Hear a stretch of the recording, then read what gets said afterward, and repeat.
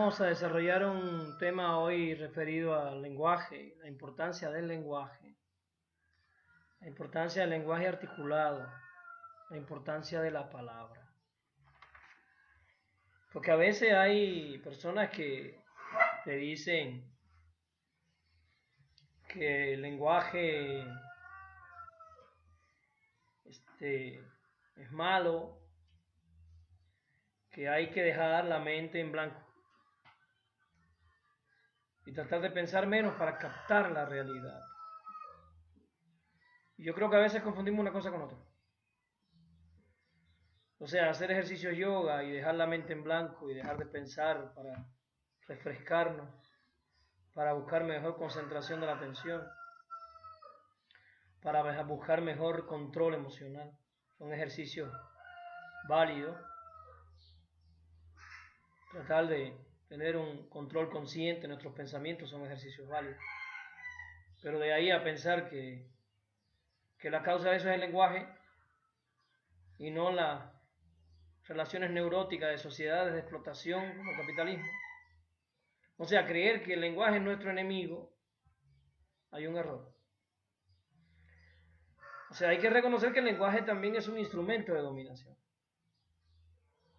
Y el capitalismo hegemoniza las formas de dominación a través del lenguaje también. ¿No? Y cuando una muchacha piensa que tiene que casarse para ser feliz, el lenguaje está transmitiendo ideas falsas. Eso está muy bien. Pero de ahí a creer que el lenguaje es el enemigo del hombre, creo que hay un grave error. Por eso yo me quiero referir hoy a la importancia del lenguaje para la existencia del Homo sapiens sapiens. Miren, voy a dar algunos datos que a veces no tenemos muy claro. A lo largo de la evolución de los homínidos, nosotros somos parte de los homínidos. Estamos hablando de hace más de 200.000 años. 200.000 años. Que aparece el Homo sapiens. Los homínidos en general desaparecieron en el proceso de evolución 19 especies de homínidos. Dentro de esas especies que desaparecieron estaba uno muy conocido, el neandertal. Neandertal, que aparece hace unos 300.000 años, incluso el neandertal aparece antes que nosotros. Eran morfológicamente más robustos que nosotros, aunque de la misma talla que los Homo sapiens sapiens. Migraron a Europa en la era glacial y se adaptaron formidablemente al frío.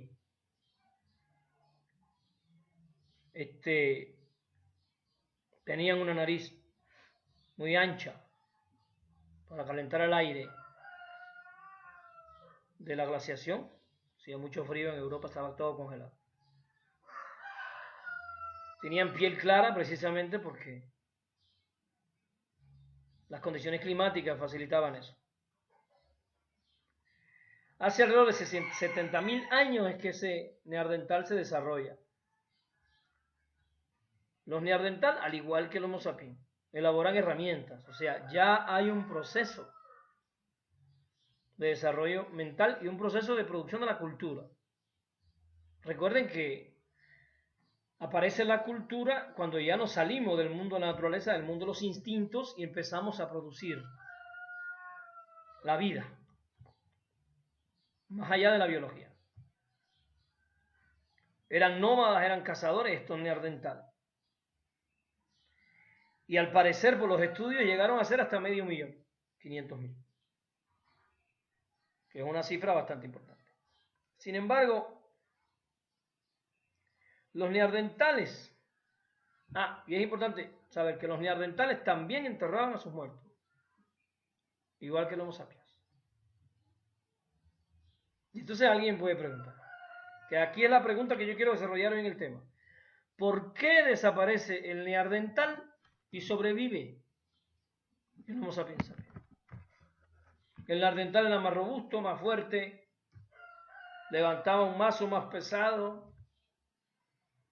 Imagínense porque el neandertal le dejaba caer el mazo al Homo sapiens y le partía la psiquitrilla. también andaban en grupos. Bueno, entonces, ¿qué fue lo que pasó? ¿Por qué el Homo sapiens sapiens logra sobrevivir y el neandertal no? Y el neandertal fue el competidor más serio que tuvimos dentro de las 19 especies de homínidos. La respuesta tiene que ver mucho con el lenguaje y es lo que quiero explicarles hoy. Se compararon los cráneos de los neandertales y los cráneos de los Homo sapiens que se encontraron desde esa remota época. Y descubrieron una pequeña diferencia. En la base central del cráneo descubren, en la base central del cráneo, descubren que el neandertal la tiene plana y el Homo sapiens la tiene arqueada. La base central del cráneo arqueada. Eso implica, para los especialistas, que la posición de la parte superior de la garganta era diferente en ambas especies. Oiga, profe, ¿qué tiene que ver la parte superior de la garganta? ¿Que tragaban más o qué? No. Pero la parte superior de la garganta, diferente en la base del cráneo, establecía que hubiese una diferencia importante en la paleta sonora de ambas especies. Interesante. Fíjense, ya hoy descubrimos que los chimpancés y otros primates tienen la base central del cráneo igual que el neandertal. No que lo vamos a pensar. Al parecer somos los únicos de los homínidos que tuvo a lo largo de la evolución un pequeño cambio genético que generó una diferencia fundamental en la paleta de sonidos. La base del cráneo plana del neandertal y también, como ya dije, los chimpancés y los primates actuales, determina que la laringe esté en una posición más alta que en nosotros. De esto se dedujo que la laringe del neandertal debía estar ubicada similarmente a lo de otros primates, en posición más elevada. En los Homo sapiens se encuentra, en cambio, mucho más baja. Eso trae como consecuencia que el conjunto del aparato vocal del neandertal era muy distinto al nuestro. El desarrollo del lenguaje del neandertal se vio limitado a ciertas posibilidades de sonidos guturales, pero el neandertal no pudo llegar a articular la palabra hablada, porque la biología de su aparato bucal no se lo permitía. La especificidad de nuestra especie, entonces, lo que hace al Homo sapiens sapiens realmente diferente a todos los demás homínidos es la capacidad del lenguaje, la capacidad de producir una mayor paleta de sonidos y articular esos sonidos. Esto trajo como consecuencia que la zona de Broca, que está situada en el lóbulo temporal, y el Homo sapiens sapiens está mucho más desarrollada que en todos los demás homínidos. Fíjense cómo un cambio estructural del aparato vocal, la utilización sistemática de ese aparato vocal para articular sonidos que permitían la comunicación, trae aparejado con ello un cambio de la estructura y el funcionamiento del cerebro. Aparece la zona de Broca, con características muy específicas ocupadas en el lenguaje,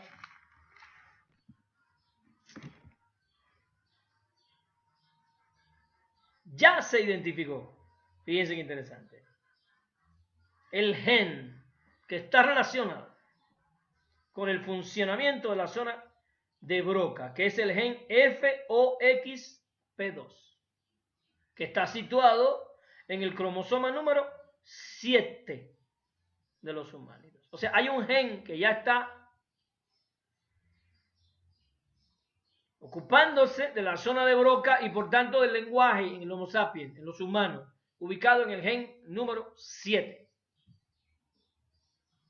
Y ya se descubrió que este gen evolucionó hace más o menos 200.000 años. Oiga, profe, pero y hablábamos más, ¿y eso qué? El otro seguía siendo más fuerte, con un mazo más grande y le parte. No lo vamos a pensar. Sí, pero es que tenemos que considerar que esa capacidad de hablar le da al Homo sapiens sapiens algo que ninguna otra especie tiene. La posibilidad de proyectar el futuro. Pensamiento estratégico, proyectivo, futurista. Nos vemos mañana. Nos vemos futuro. Mañana. Y eso es tan importante. Importantísimo porque una especie de homínido con esta capacidad podría predecir el paso de las grandes presas, la época del año de las grandes presas, cuando habituaban un lugar y otro, proyectar la casa, intercambiar ideas, tú acá, yo allá, tú espera que esto, otro, y empieza una actividad social mayor, planificada, con una mayor capacidad de planeación, organización, especialización de funciones que solo pueden llegar con un desarrollo profundo del lenguaje. Oiga, profe, pero los lobos también son buenísimos cazando. Sí, pero los lobos establecen las funciones de la caza directamente frente al venado. Ya cuando van los lobos detrás del venado, no van uno atrás de otro como unos tontos, ellos se distribuyen, se van rotando, van cercando el venado. Tienen un pensamiento, sí, se llama pensamiento concreto, directamente dirigido con el objeto delante. Pero el Homo sapiens sapiens podía planificar todo esto en la cueva sin estar viendo el mamut. Porque algunas de las funciones más importantes del lenguaje, que no las podemos obviar, es la capacidad de generalización. El lenguaje generaliza. Cuando yo digo casa, digo todas las casas que existen, las que existieron y las que existirán. Y como el lenguaje puede generalizar, me permite a mí construir un mundo subjetivo que solo existe en mi mente y que está sustentado en las palabras. Porque a veces hay gente que tú los oyes que están ahí argumentando la importancia de los sentidos. ¿Sí? Los sentidos son importantísimos, pero el mundo no se conoce en el éxtasis de los sentidos. No, el mundo se percibe a través de los sentidos, pero se conoce a través de la palabra. Conocimiento empírico está montado en la palabra, que generaliza. Los campesinos saben en qué época del año tienen que sembrar para que la cosecha se dé mejor. Eso está montado en la palabra. No solo es experiencia personal. Porque hay algunos que quieren elevar al rango de Dios la experiencia personal. Sí, eso es importante, porque cada quien vive una experiencia única. Pero somos seres sociales, que estamos enjaetados en la palabra y nos transmitimos las experiencias únicas a los otros y construimos una experiencia colectiva, la historia, la cultura. Entonces yo creo que es importante que nos demos cuenta que el lenguaje es nuestro mejor aliado. De hecho, no se puede comprender el mundo sin el lenguaje. Hay quien dice, entre menos hablo, más comprendo la realidad. ¿Cómo es posible? ¿Pudieras tú comprender la velocidad a 300.000 kilómetros por segundo sin el concepto? ¿Pudieras comprender la clonación sin el concepto? ¿Pudieras comprender la división por meiosis y por mitosis sin el concepto? pudiéramos comprender la función de los antibióticos sin las leyes y los conocimientos científicos, pudiéramos comprender las leyes de Maxwell, las leyes del campo magnético, las líneas del campo magnético de Michael Faraday, la radiación X de María Curie, sin el desarrollo de la ciencia y los conceptos. Pudiéramos incluso comprender la dominación del capitalismo sobre los hombres sin la palabra hegemonía, subalternidad, capital, acumulación originaria, plusvalía, descolonización, emancipación. Entonces yo creo que es importante que defendamos la dignidad de la palabra, la dignidad del concepto. El hombre es emoción, sensación y pensamiento. No le hacemos ningún favor al ser humano si elevamos el pensamiento a la cúspide del reinado y obviamos las emociones y las sensaciones. No, nos lleva a una educación racionalista, instrumental, manipuladora. Pero tampoco le hacemos un favor al ser humano si elevamos la emoción a la cúspide del reinado y olvidamos la razón. Seríamos como tontos burros en la montaña disfrutando el aire, incapaces de pensar la realidad. Yo creo que hay que entender la unidad de lo racional con lo emocional y lo espiritual. Yo creo que hay que comprender la unidad del ser humano en su holismo, en su totalidad, y darle como corresponde a cada una de sus funciones, posibilidades de desarrollo, la importancia que merece, sin ponerla por encima de las otras. He querido hoy desarrollar este pequeño tema sobre el lenguaje, porque creo que a veces, a partir de que tal vez no estudiamos suficiente psicología o antropología, terminamos diciendo cosas que no van, pues. Terminamos creyendo que entre menos desarrollo del lenguaje, más conocimiento de la realidad. No, cuidado con los mensajes que mandamos. De hecho, la escuela debería planear el desarrollo del lenguaje técnico del niño.